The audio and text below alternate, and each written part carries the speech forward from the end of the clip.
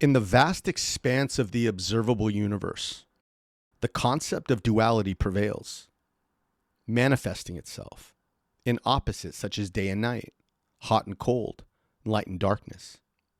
And this duality, a fundamental characteristic of our world and our understanding of it, extends beyond the physical realm into the intricate workings of the human mind. And our minds, akin to a set of scales, operate on this principle that every experience, every emotion, every belief can be traced back to the interplay between positive and negative forces. And like the North and South poles, the human mind navigates through a landscape of opposites with every thought and perception that we have. And the only way the human brain can understand something is to compare it to an opposite. And in the realm of entrepreneurship, where uncertainty is the only constant and adaptability is key, the concept of duality emerges as a powerful mental framework for the growth of our identity. In other words, the opposing forces or contrasting elements we endure, the things that force us into a belief, can be harnessed by us to navigate the complexities of business and personal development and growth. And today on the podcast, I want to explore how embracing this ideology can help us and serve as a catalyst to fuel explosive growth for first our life, then our business, allowing us to foster a new level of resilience, a new capacity for creativity, and a flexibility for adaptability, and to accomplish these things at a whole new level. That this concept of duality has become a light switch for me, an insight that has allowed me to use comparisons to push me in the direction that I want to go. And everything that you and I need for our success, to accomplish our goals, to live in our dreams, we have. It's in our mind. My name is Sasha, and this is Entrepreneur Insight.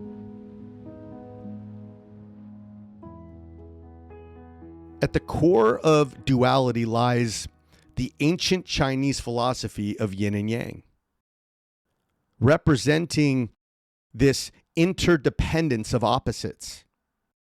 In the entrepreneurial journey, the yin of solitude and introspection must harmonize with the yang of collaboration and external engagement. We've got two opposites at work here. Successful entrepreneurs understand the delicate balance between strategic solitude for deep reflection and the dynamic collaboration necessary for business growth and innovation. In the solitude of contemplation, this is where we find our space to define our vision, our values, our long-term goals, our dreams, our aspirations. It's where we apply our inspiration and where we find the seeds to manifest the things that we create. This introspective phase allows us to tap into our inner resources, honing self-awareness, which leads us to the resilience that we need to become successful. But this solitary journey is also complemented by the yang of collaboration, of passion, of diverse perspectives, of skills, of wills, and ideas that all converge to drive differentiation and growth in our lives. We need the yang to support our yin.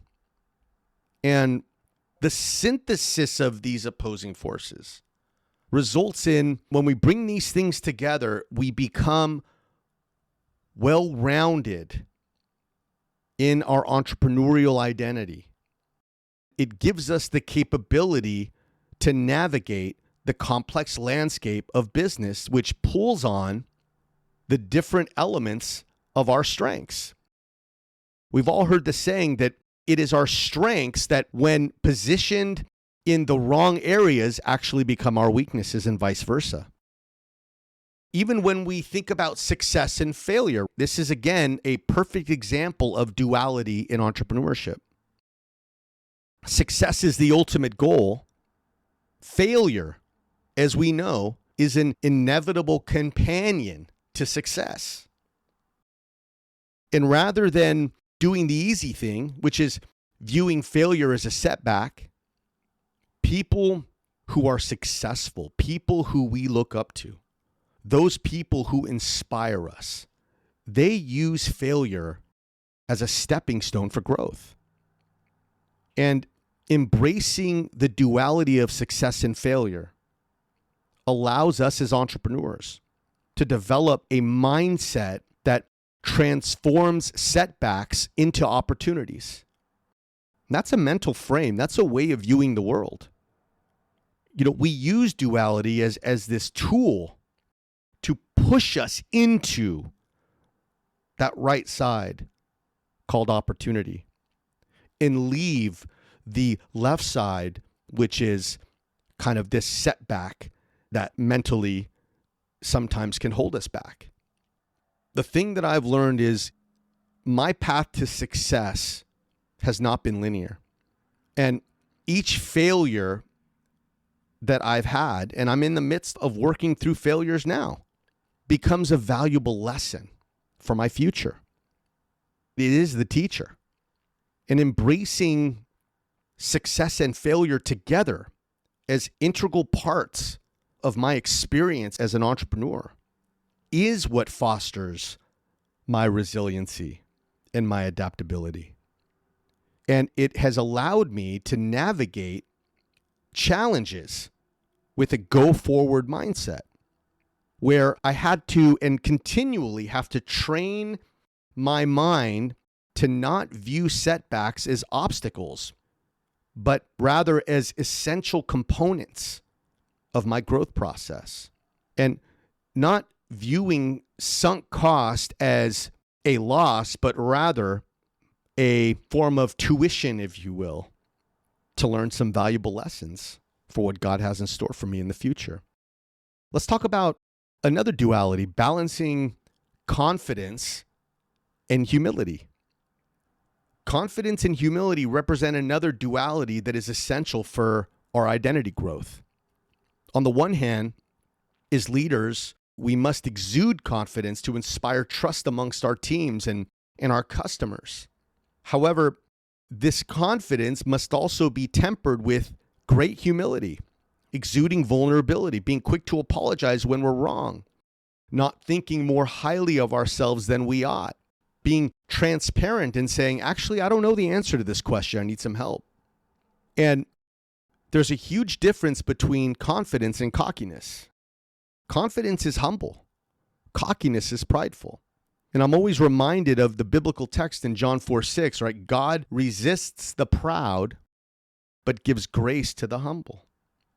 It's duality.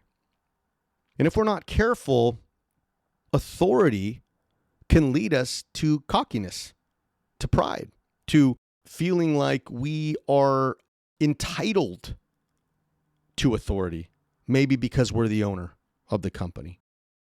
And this trap will lead you to blind spots and hinder your personal and entrepreneurial growth.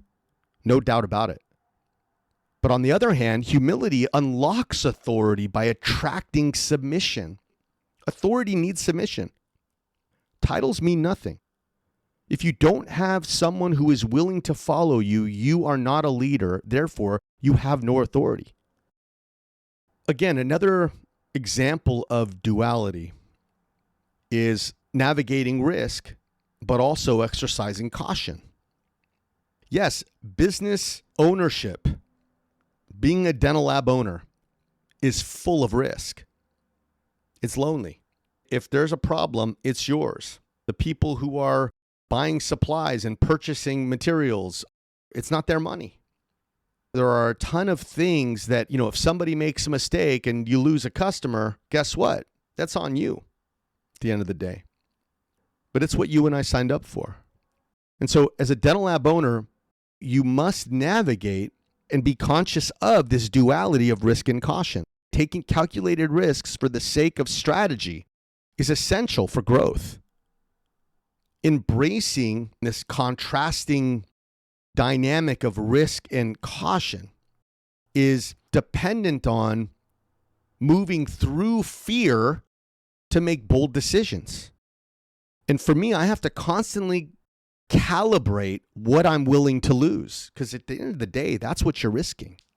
So you have to define your tolerance for what you're willing to lose. Because at the end of the day, what I'm willing to lose is what I'm willing to bet. Hear me, people go out of business because they are not willing to go out of business. And that's a tough duality to wrestle with, but it's true. And if you are overly cautious, which I have had seasons where I've maybe made a bad decision, I got a little scrape and it made me a little hesitant.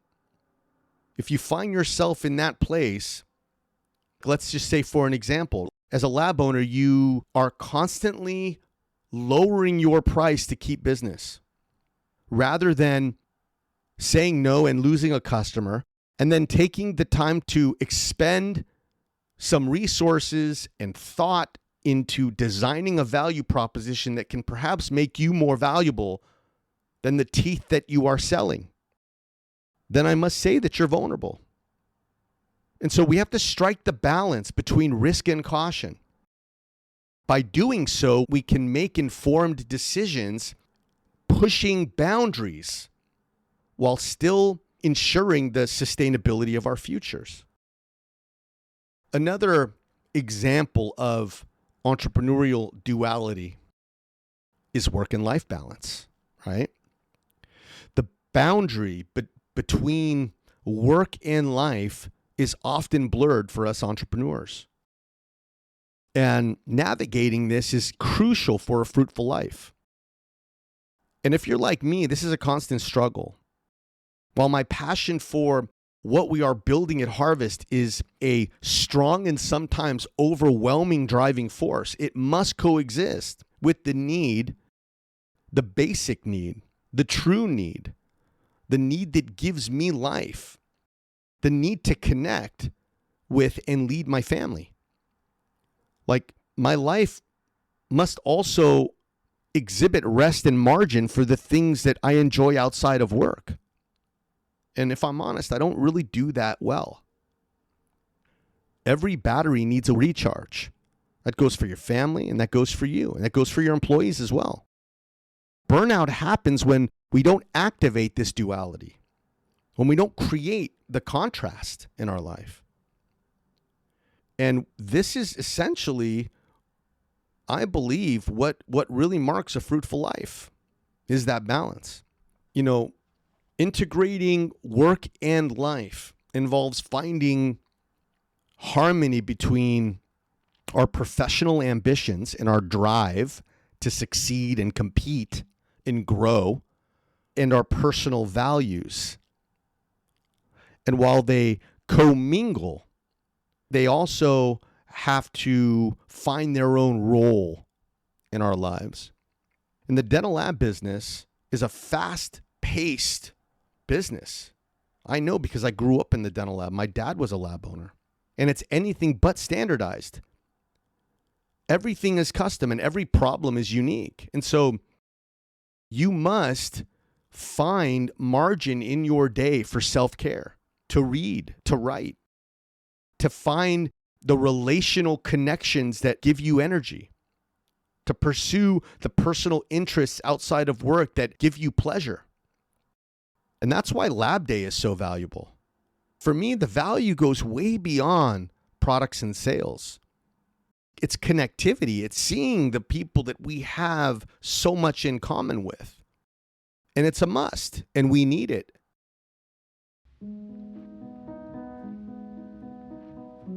But above all, duality finds its greatest value when we apply it to ourselves. And we apply this as a tool towards the growing formation of our identity.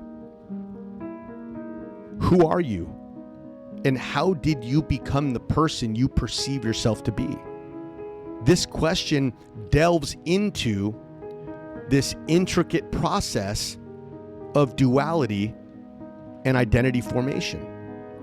Comparing the person that you are to the person you want to be. We apply duality by using our imagination, our memories, and our beliefs.